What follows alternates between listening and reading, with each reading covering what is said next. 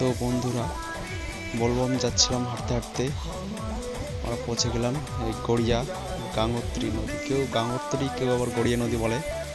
তো কোনটা সঠিক নাম সেটা অবশ্যই জানলে কমেন্ট করে জানাবেন বন্ধুরা।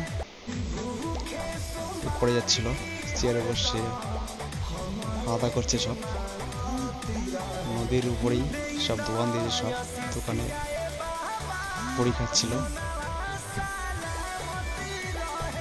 খুব সুন্দর একটা জায়গা, নদীর উপরেই প্রচুর দোকান দিয়েছে, প্রচুর লোক।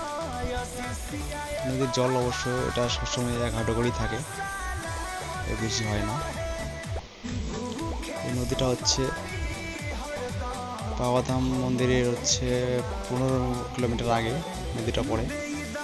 যেমন গোপালদা সেলফি নিচ্ছে, খুব সুন্দর প্লেস একটা। আমরা সবাই মিলে খুব মজা করলাম এখানে। হর হর মহাদেব বলবো।